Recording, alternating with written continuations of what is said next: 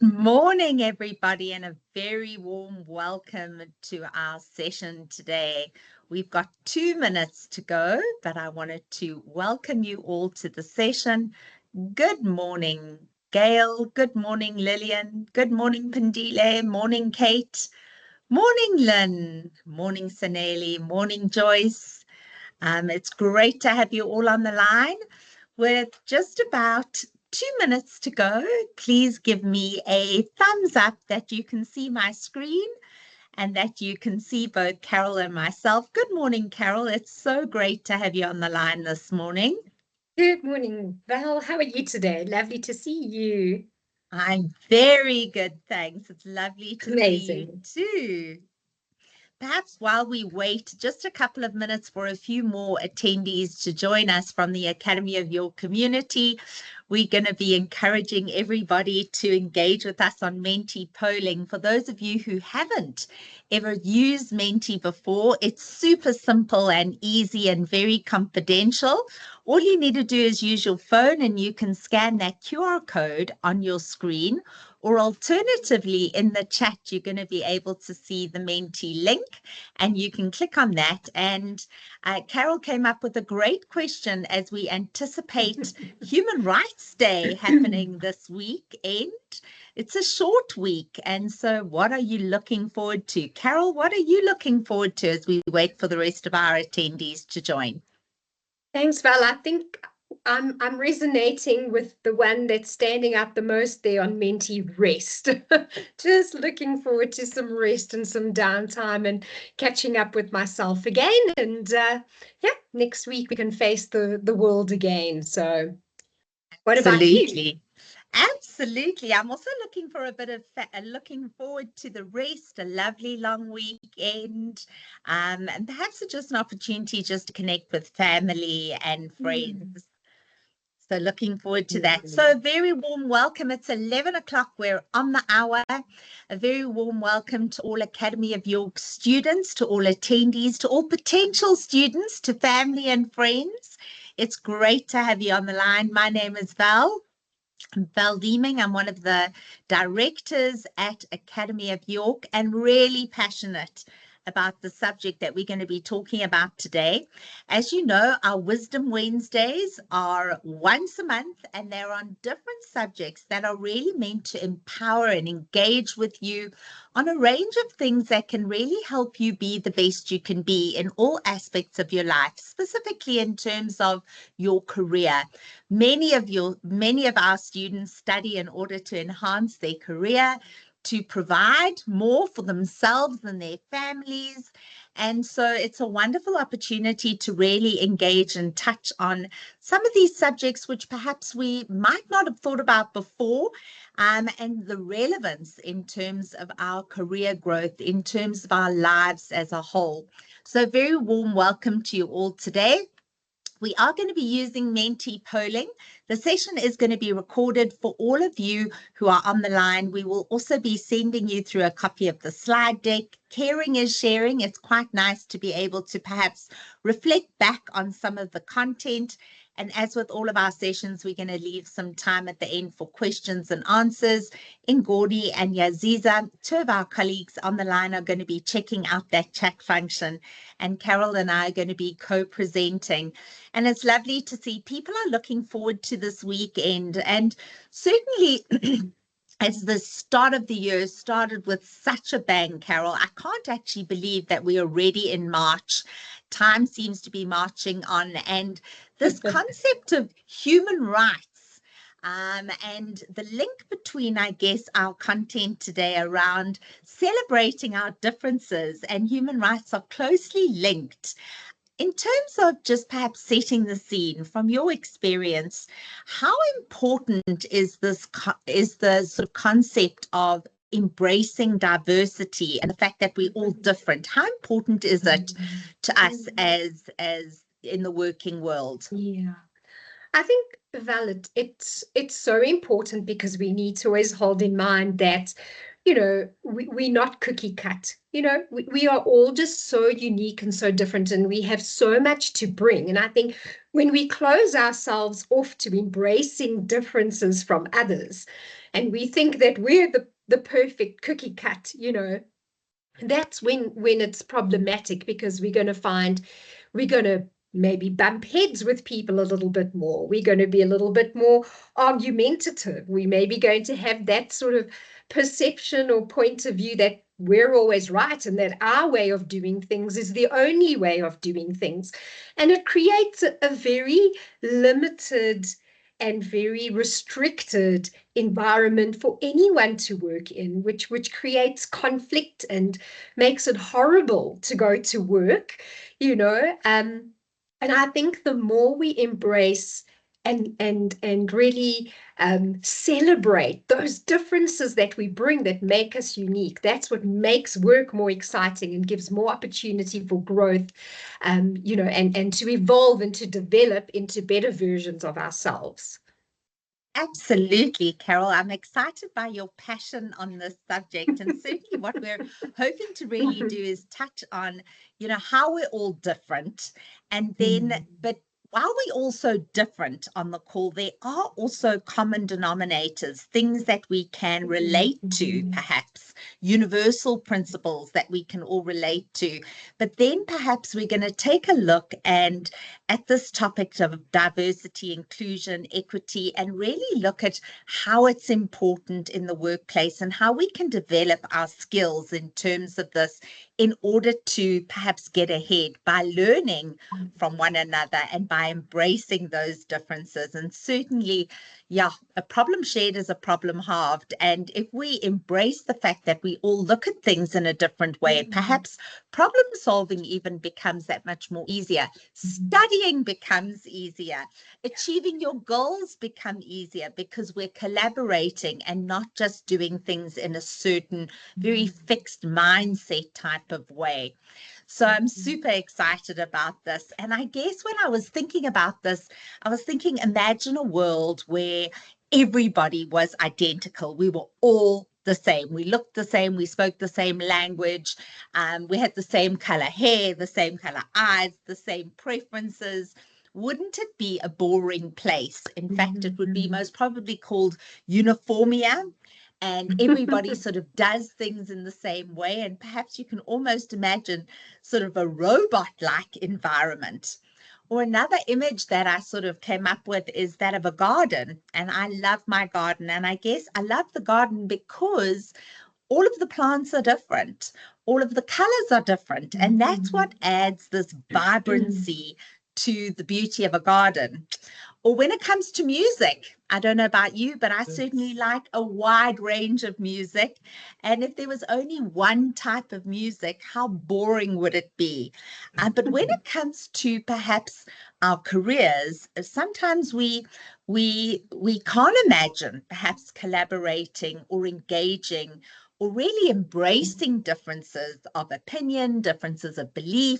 And we tend to perhaps surround ourselves by people who are more similar to us. And that can be very career limiting. It can also be really limiting in terms of growth and personal development.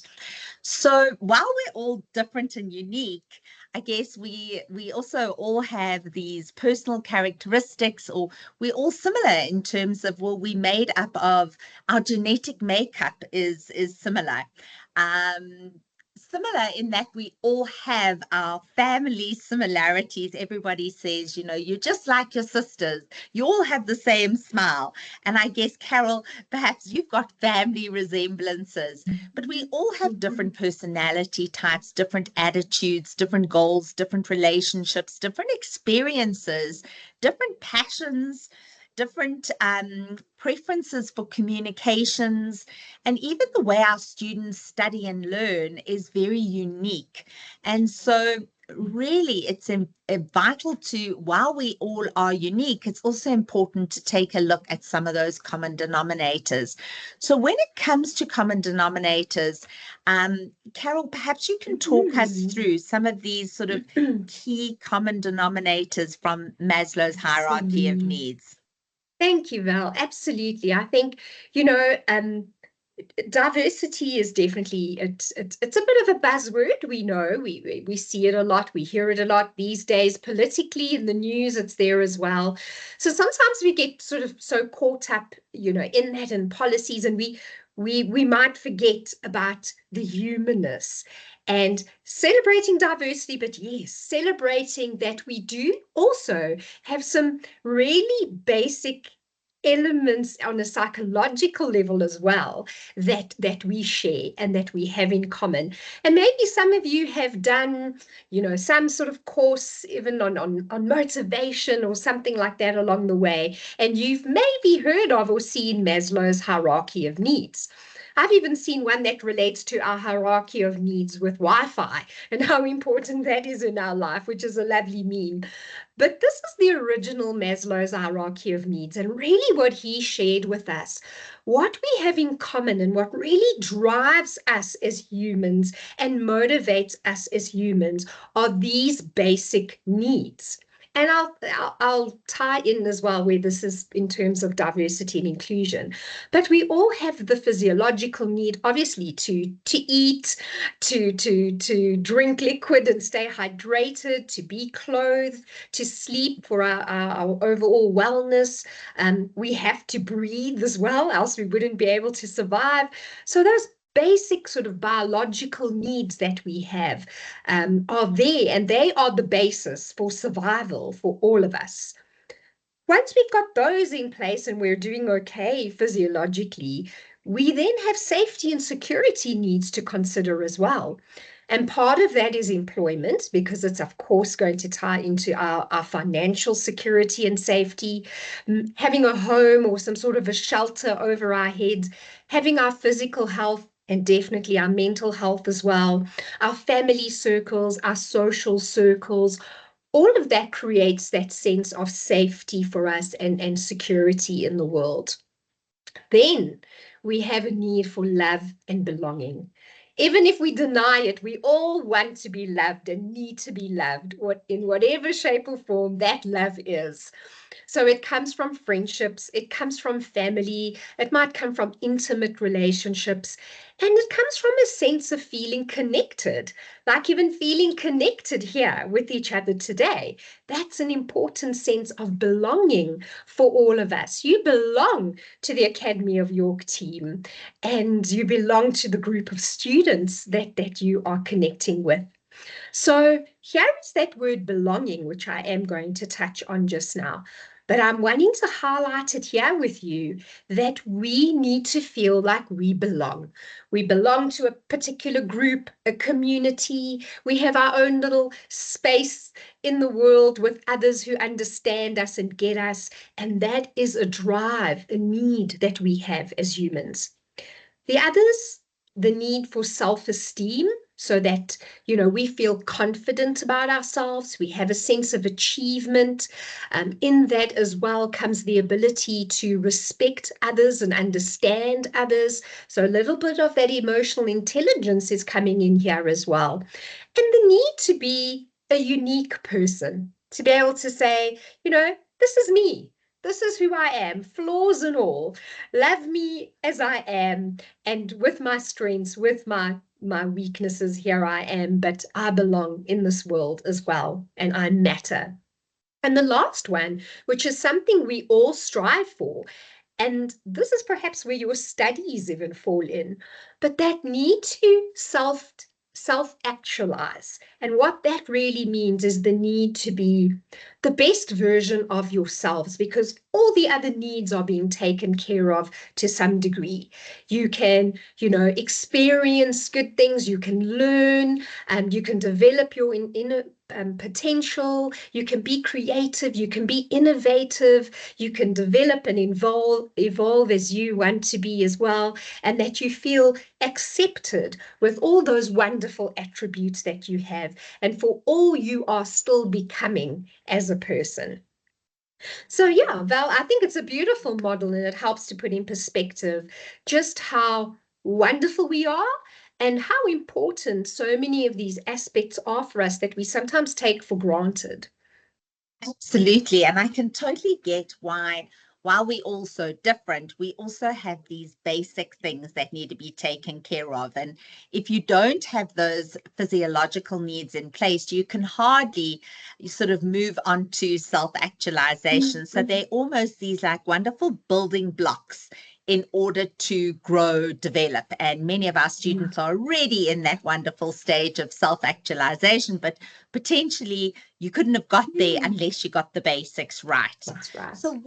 So perhaps this short little video is really useful in terms of taking a look now at, once again, this concept of diversity and inclusion and how it plays out specifically in the workplace. So Carol, please just give me a thumbs up if you can hear this. And all of the Academy of York team on the line, please let me know you can hear this video. Thank you.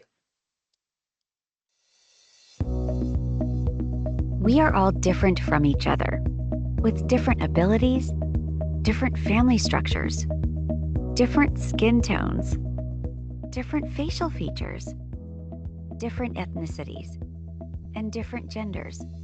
Each one of us represents a unique mix of personality traits, experiences, and backgrounds, which makes us diverse.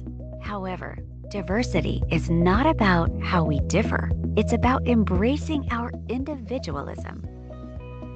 For diversity allows us to recognize our differences, to celebrate our differences, and to appreciate and value one another's differences, because we are all global citizens, part of this ever-changing world which evolves by recognizing and exchanging ideas for strength.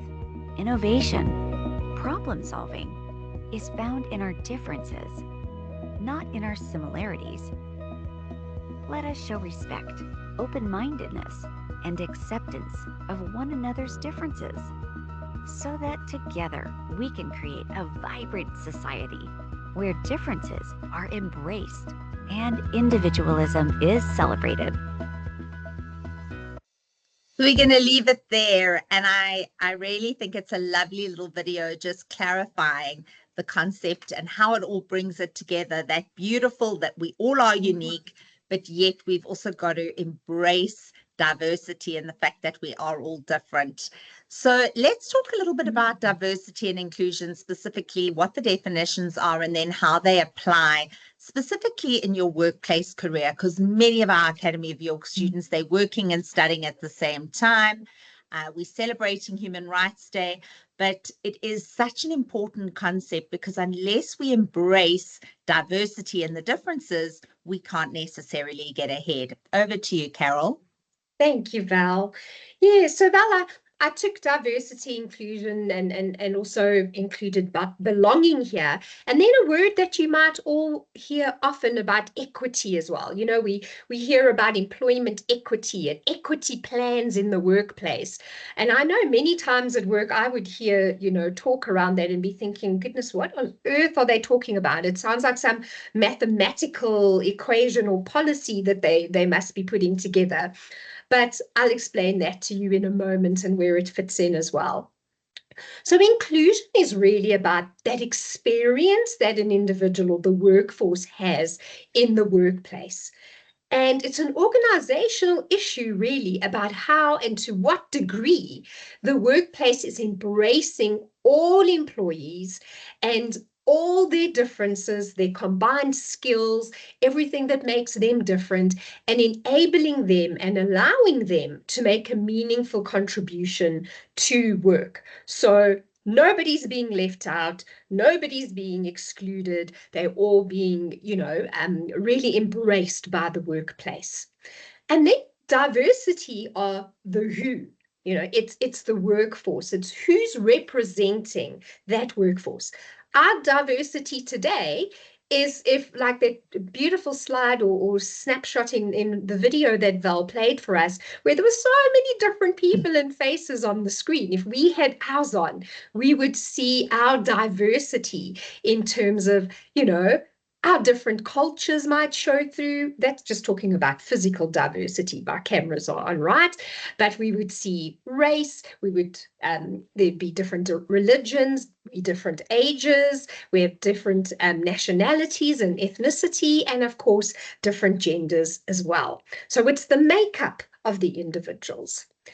And then belonging is how the individual, that employee, feels that they belong in the workplace, and that the workplace is allowing them to feel that they belong there, that they are valued, that they bring important information and skills and knowledge to the workplace, and that is celebrated.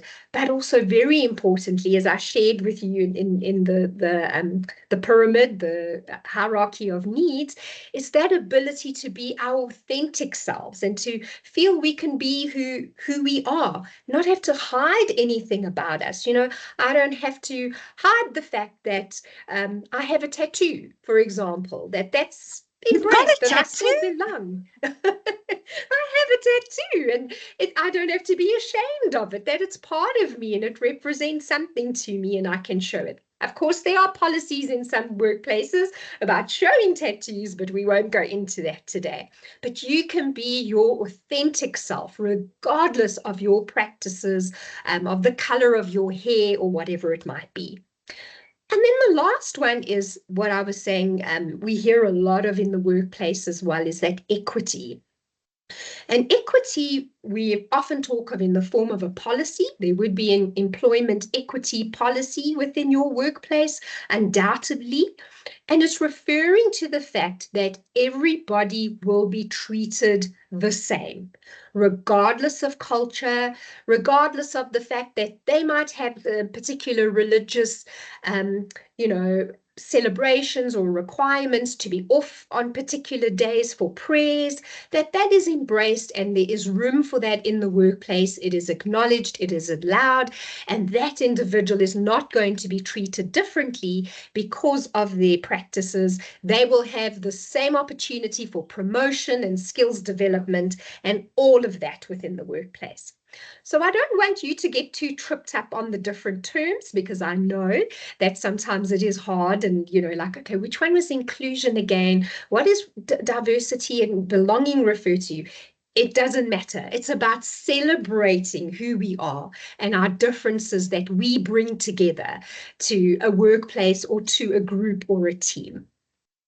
Thank you so much, Carol. I think you've explained it beautifully. And very often we narrow it down and we think diversity is just about ethnicity, or just about culture, or just about gender, or just about, religion. And the one that very often I don't think that much about is about age and diversity in terms of age. And so often, people communicate in so many different ways in the workplace. And if you're able to understand, I guess, diversity and how certain perhaps demographic ages like to communicate, and you're able to embrace that, you're really able to sort of really connect and embrace others for who they are and the value that they bring.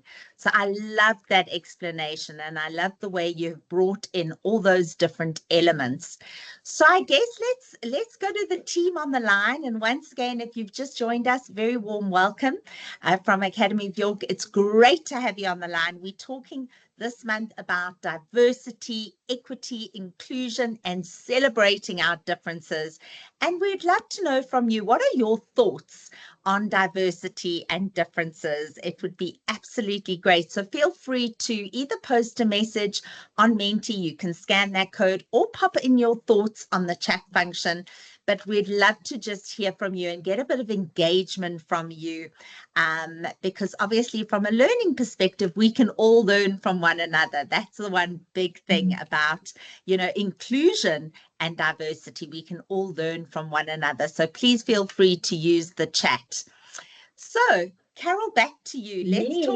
Let's talk about these two lovely little quotes you've got on the screen. I love this, Val. I can visualize this as well, especially the right one. Well, my right anyway. Diversity is being invited to the party. You know, so being, it's how you're being treated, it's how you're being embraced, and regardless of how you look or what party dress you might have or your party suit, you are invited to the party. But inclusion is that somebody asks you to dance and to get involved. And I love that visual. And in the same way, the other one is diversity is having a seat at the table.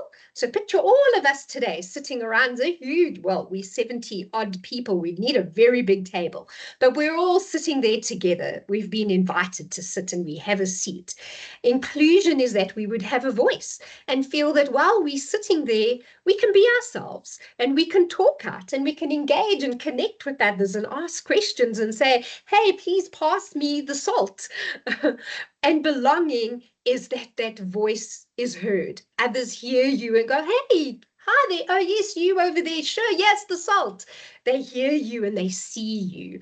So I love it. It sums it up really nicely. It gives that sense of togetherness, you know, and that aspect of being a part of something, regardless of what we even bringing to the table or what party dress we're wearing.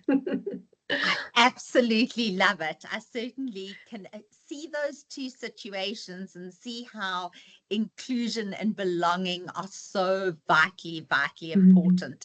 Because it's one thing having a whole lot of different people. If I think about all of the different Academy of York students, we come from all different backgrounds, but it's also so vitally important that we listen to you, that we're interested in your feedback, that we take that seriously, that our team can speak to you in a variety of different languages and in a variety of different methods in order to help you on your journey towards success. So let's just delve a little bit more into what diversity actually looks like. So Val, yeah, the visual here to share is again very much like our pyramid previously, you know, that these are all elements that make up diversity. We can't have one without the other. So diversity, those differences, that variation that we bring, and then it can't exist and it's not going to mean anything if we're not being included, or on the other side, if we are not being inclusive and inviting others to dance as well. We can't just be waiting for somebody to ask us all the time, right? We've got to do it as well. So it's about being inclusive and saying, hey, I'd love to know more about you. Hey, that's a beautiful tattoo. Could you show that to me? What does it mean? Starting to embrace and include someone, you know, regardless and wherever you meet them in your life, and then accepting of those differences as well. So not tolerating. The word tolerating doesn't come up here. It's about accepting. It's about seeing that person for the differences that they have and accepting those and accepting the value and the difference and the new opinions and bright ideas and, you know, different colors that they will bring with them as well. And then, as Val had shared, you know, the beginning, we all share very common basic building blocks, you know, like our genetics. We all have genetics, where we get them from in our family and what we look like, etc. But these are sort of the building blocks of diversity. And Val was spot on earlier. She said that we very often think of diversity just in terms of perhaps, you know, our ethnic background. But diversity even includes, and it's not even listed here, Val, but I'll talk to it with biases just now. But in terms of our age, that brings diversity. Imagine if we were all the same age in the workplace. That would be awful. You need somebody with, you know, more experience that can be a mentor that you can learn from. It's lovely when the younger generation joins the workplace and they're coming with their fresh, bright ideas and all that energy that they bring to the workplace as well. So it's about age and different generations. It's about different genders, which I know there as well. the world has become, a little bit more complex perhaps, but a little bit wider as well, in terms of we don't just have individuals who only identify as male and female. There are individuals that are gender fluid, that might be transitioning, that might, choose not to have a gender. I know that's quite common with celebrities these days. I find that interesting sometimes on social media when I see that, but that's their choice. That's who they choose to be and how they choose to walk this world. So great for them that they've got that confidence. So gender, our sexuality, our race, disability as well. We don't think about that as diversity. We tend to think of disability in a very negative connotation, but disability, is sometimes seen. Not all disabilities are visible. Someone might be struggling with something like ADHD that you can't see. You just maybe sometimes notice the behavior is a little bit different. But there's different disabilities that are in the workplace as well, and that we can learn so much about and make it a more vibrant workplace.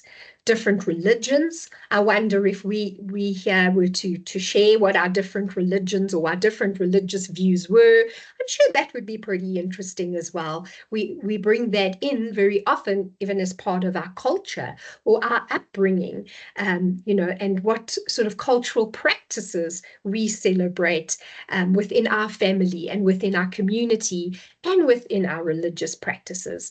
So many things that make us different, but very often when we talk about it, there's a lot that we have in common as well. Thank you so much. And I love, Carol, your key word. It's not about tolerance.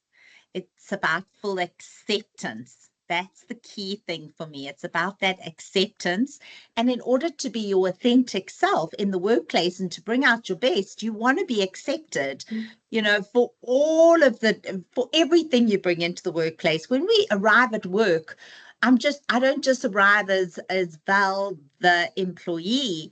I perhaps arrive as Val, the mom. I arrive as Val with my religious beliefs. I arrive with with everything that makes me the person I am. And in order for me to perform and be successful, I need to be accepted and I need to feel part of that team, because at the end of the day, I think all of us as human beings, we want to feel that feeling of acceptance, of belonging. So this is awesome. In the chat, one of the team said, in my workplace, they encourage workers to develop themselves so that they will be able to respond positively to situations and other people. Being different is a part of us, but it is how you respond that has an impact. Self-awareness is also about how I interact with others who are different from me. Absolutely love that comment and that sharing. Thank you so much. So let's talk a little bit about biases, because from my perspective, this is, we very often judge a person or have these biases about certain things. And, whether they're right, whether they're wrong, we just tend to label, and we don't know perhaps why we tend to do this. So let's unpack this a little bit. All right. Thank you, Val. I think that it's hard to be honest, Val. Sometimes it's hard to admit, yes, I've got biases, but we do, and it does make us human. But I'm going to tie in with the comment that was made here as well, that it's about how we respond, so having that self-awareness of, oh, I'm a little bit triggered by somebody with red hair, because my life experience has been that they can be quite feisty, and I'll own it because my mom was a redhead and she was a feisty lady. So often when I see red hair, somewhere deep inside of me, I'm remembering my mom, and I'm immediately probably going to be in really good behavior and respond a little bit differently. But where emotional intelligence comes in and where that self-awareness comes in as well is knowing that, being aware of it, And then, just being careful how I respond. I'm not going to respond to her as if she's my mom and I'm going to be in trouble. I'm just going to have a little bit of a giggle in my head because I'm like, oh goodness, there I am, triggered by the redhead. And she's not as feisty as my mom was. She's her own unique individual. So this is a journey for each of you to take on your own and to self-reflect on. What are your biases? And please, I'm not wanting you to feel guilty if you recognize that you have any biases. It's so important to recognize them and become aware of them, because then you can manage how you respond to a person, because they're not going to understand why you're being a little bit standoffish to them or why you're behaving in a certain way, because they don't know that you have some sort of, past experience with somebody with red hair that therefore you acting out on when they meet them. You're the one that's got to manage that, and you've got to know that about yourself. So ageism, ask yourself, do you hold particular thoughts or prejudice or stereotypes around certain ages? Like maybe you have, and again, remember, I'm not trying to make you feel guilty, but if you come across a really elderly person, and I'm going to share with you an experience of when I was studying. I went to my university classes at night because we were all working. And I think it was in my second year, the one night I walked into one of the lecture halls. I was always a little bit early to catch my breath after work. And there was this really elderly gentleman, sitting close to me. And I thought, I wonder if he's the lecturer. The lecturer walked in and was probably, just a few years older than me. And I looked again, and this elderly chap was sitting there. And I later realized he was a student. He was in his 80s, I kid you not. And he was taking on his academic path at that age because he was determined to do it. And he graduated with us.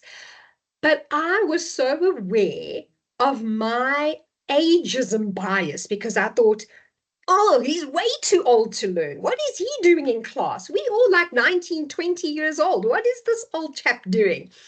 And my prejudice and my stereotypes and my ageism I had to deal with. So just watch yourself there and see, and I bet you that whether young or old, whatever you might have, they're going to prove you wrong.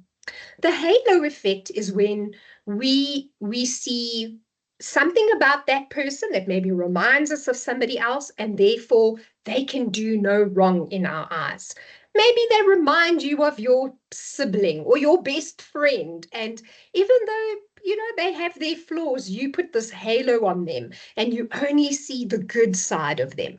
So be careful of the halo effect as well. Weight biases, similar to ageism. Maybe you have seen somebody who's exceptionally thin, and you walk into the room, you see them at the gym, and you'll think, my goodness, they're not strong enough to pick up those weights. What are they doing in gym? They don't need to lose any weight. They're so skinny already. You don't even know what their journey is with their weight and their physical health. But we look at people, we see that physical appearance, and we make a judgment based on the messages that we've heard from social media, from society, maybe in the way we were socialized, and some of the beliefs that our parents or our caregivers held. So just watch yourself, even when you meet somebody, and whether they might be, way more than you, less than you, thinner, bigger. What is your prejudice when you see that person? The horn effect is the opposite to the halo. So maybe somebody just has one little flaw about them, or they remind you about one person that maybe insulted you or hurt you in the past, and now you put horns on that person. There's nothing they can do, right? You immediately see them as the enemy, and you probably are going to build a bit of a wall up against them. Confirmation bias is, imagine we were all together right now, and I said, oh, Val is so beautiful. Don't you guys all agree with me? Val is so beautiful. And you're all going to nod and go, yes, and yes, Val is beautiful. But you'll all just say yes, because I'm the presenter today and I'm putting you under pressure. So I'm making you conform. And that's something that comes up in the workplace as well. You know, the big boss will say, whatever it is, yes, that color is purple. And you looking at it and you thinking, goodness me, that looks like it's blue. But everybody in the room is going, yes, and nodding their head. So, okay, I'm going to do it as well. All right. So to fit in, we often conform.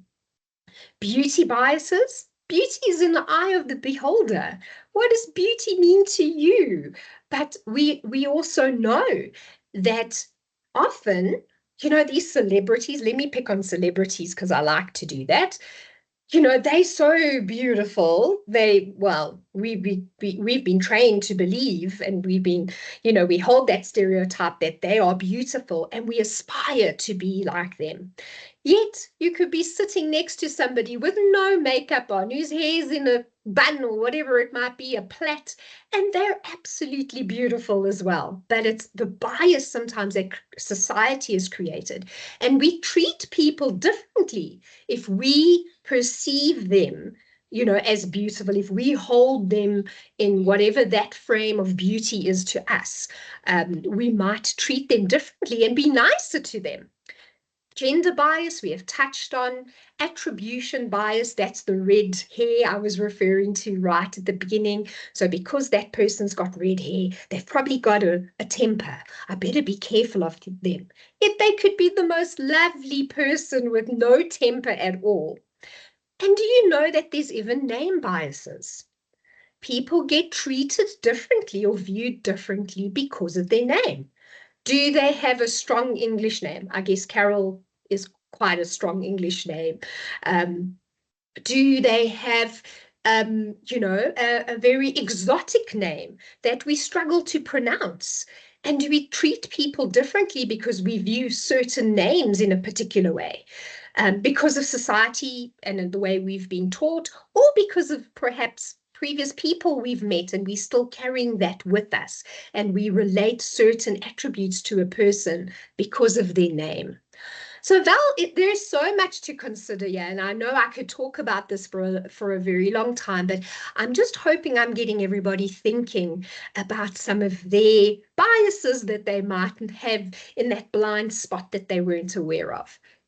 Absolutely, Carol. I absolutely am loving your explanation. And it's true. If we're really honest, we don't like to always admit that perhaps we can be biased. But, you know, if I think about when I was naming my children and I said, oh, you know, I think this is a lovely name. And I remember people going, oh, no, I don't like that name because I met somebody 5 years ago and they did this to me.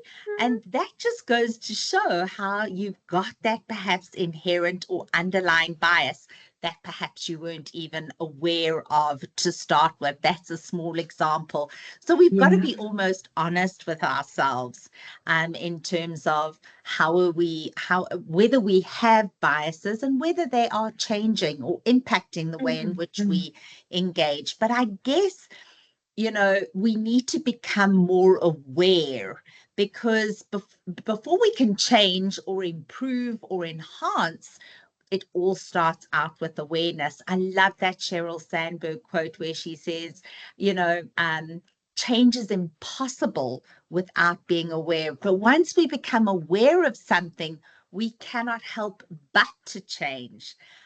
So let's talk a little bit about how important it is to be self-aware and perhaps, you know, not necessarily make assumptions. And if we do make errors, to perhaps face up to them and to perhaps apologize.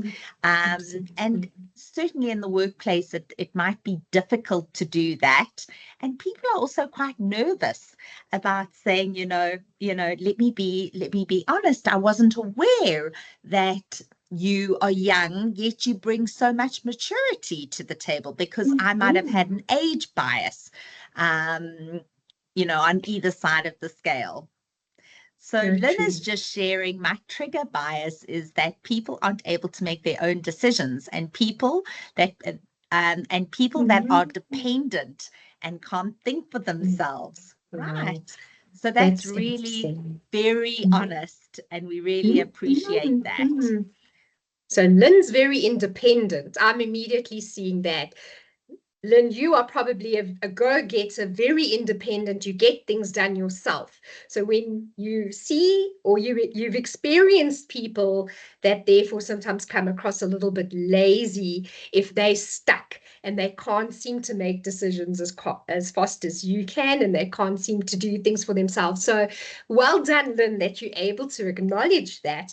Now you just got to practice that emotional intelligence in terms of how you respond to that and how you don't let you treat the person differently.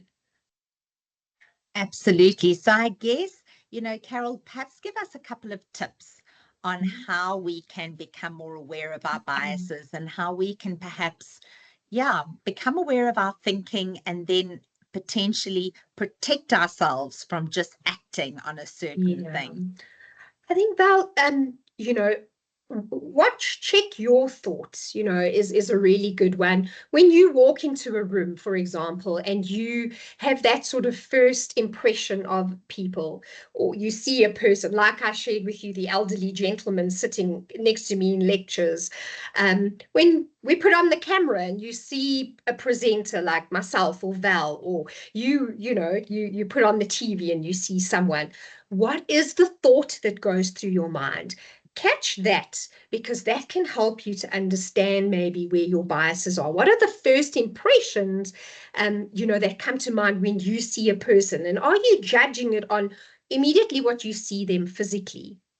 Then also just consider what you say, and it may not be to that person, but it's often then what you say in your tribe, in your circle, where you're like, oh no, I don't like that little short man, something like that. And I've heard somebody say that recently. Oh, that little short man just drives me crazy, he irritates me. And I thought, what a way to describe another human being, as a little short man. So watch what you are saying. And why are you saying that? Where is that coming from? What is that bias that you are maybe holding with the person being short, or a short man in particular? Maybe it was a teacher that you had at school many, many years ago, and it's reminding you of that, and it's triggering you in that particular way. And you're going back into that child mode, that naughty kid mode that you maybe were at school. And also so helpful, Val, to widen your social circles. We naturally are attracted to people that are familiar to us, even if they're strangers. There's something familiar, like we speak the same language. And I had this experience last week where I was together with a global team. There were individuals from India, there were individuals from Malaysia, there were individuals, I know, from Singapore, all across the globe. And I immediately noticed that those of us whose first languages were English, we all quickly sat together. We didn't necessarily know each other, because some were from America, for example, but we all spoke English. So we kind of quickly ran towards each other. So we had to also, being aware of this, work hard for the next few days we were together to widen that circle. I made an effort every day to go sit with a different colleague from a different part of the world and to have a conversation with them, to hear more about, what they were experiencing in their country, more about them. Why did they choose to do this work? How are they finding South Africa? I went in with curiosity, and before I knew it, I forgot. By the time we had spent 4 days together, I'd forgotten that English wasn't the first language, and that they were from such different parts of the globes. So why the globe? One globe, sorry.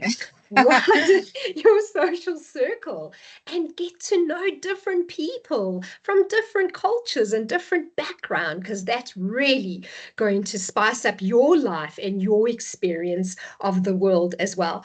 One of the things one of the colleagues said, and this is so, we all here in South Africa, so that makes sense to us, but we were going on a safari drive. So she very innocently said, well, we get to engage with the animals. Can we interact with the animals? We said, sure, if you want to be eaten. But it was such a good laugh and made me realize, yes, we are all so different in what we learn and know about each other. So we had to teach her, you don't stick your hand out of the door while we're driving. The lion might eat your hand. You can't engage with them. So yeah, just celebrate those differences, talk about them, get to know different people. And Val, I'll just continue talking here, about the workplace, and I can maybe tap in with some of my experience, last week as well. I'm going back as well to what I said, that it's a bit of a buzzword in the workplace, diversity, but it's so important. Yes, for the organization as a whole. So the organization wants to embrace our differences and have different people at the table, but it brings so much value to the workplace for the individual, for different teams, and for the success of the organization as a whole. There's increased, creativity and problem solving. Of course, companies and businesses are worried about the bottom line and want to make more profit. So if everybody's getting along and working together, of course, we're going to be able to be productive, and they'll see that. There's increased employee engagement. We want to connect with each other because we want to know more about each other, and we're able to work together. You'll see less people leaving the workplace because they're happy there and they feel like they belong. The workplace gets a positive reputation as well, other than like, they definitely have a bias against young females because they're worried we're going to get pregnant and take maternity leave, right? That's how we talk about workplaces sometimes. So that positive reputation is so important for a workplace as well. And it widens the talent pool. We're widening the ages that we're bringing in, the different experience and skills that the workplace is bringing in as well. Thank you, Val. Absolutely love that. Thanks so much, Carol. Do we have time to watch this little video? Does it segment nicely into this? Okay, Divine. So guys, you've been with us for 50 minutes. I hope you are loving today's session. I certainly am learning so much. Let's take a listen to this. Once again, I ask you just to, share a reaction and let me know if you can hear this video clearly. Let's take a listen. You know that little voice in your head? The one that tells you to ignore a tasteless joke.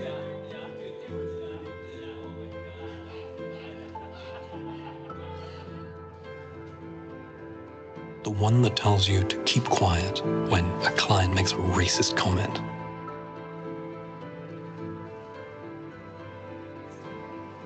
The little voice that tells you you're not smart enough because English isn't your first language.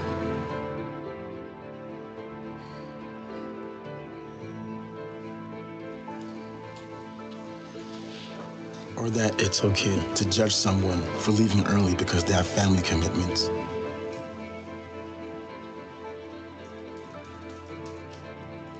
The one that tells you not to say anything when others are being reduced to stereotypes.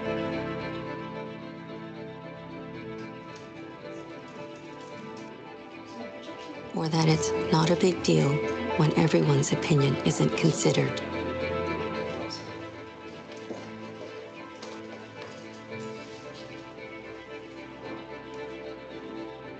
You may think you're the only one that hears that voice, but that voice also speaks to other people. It says, You're different. You're an outsider. You lack commitment. Your opinion doesn't matter. instead of listening to that little voice, you need to find yours and make it heard.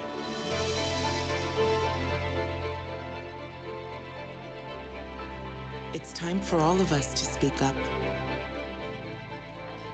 Because when we change the dialogue, we can change our world.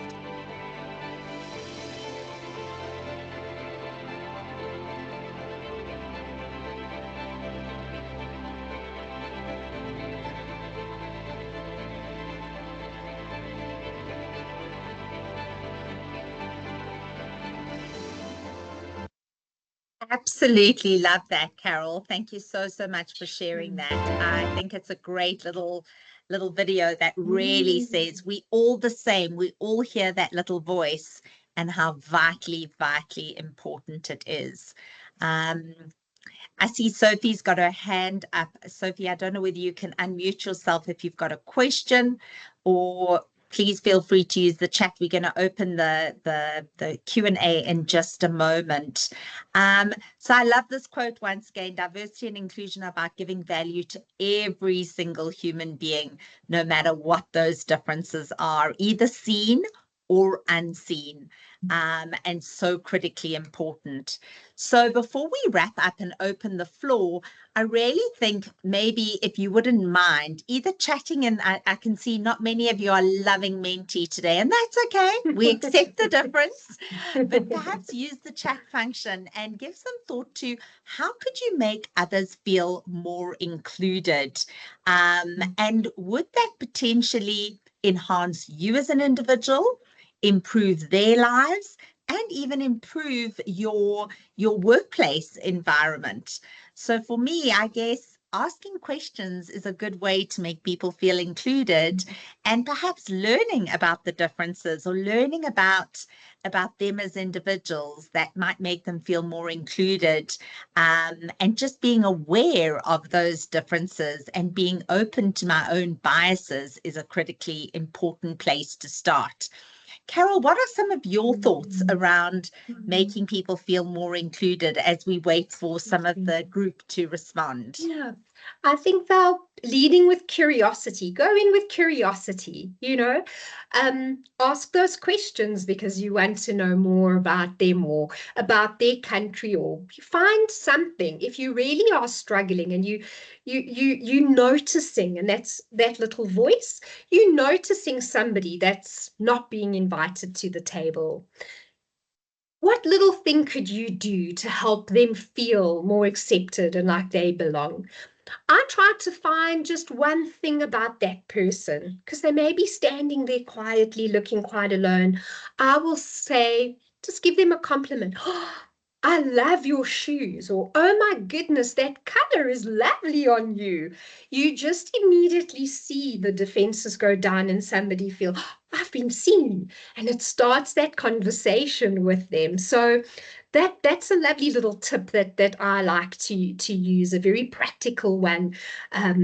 Listen to them as well. If they're talking, listen, ask questions, be respectful. Even if they share something like, that's very, very different to what you understand or know in your culture or your experience, listen to that with curiosity and don't judge it, but rather just respect that difference and say, wow, we do things really differently. That's so amazing that's the way you guys do it. I'd love to learn more.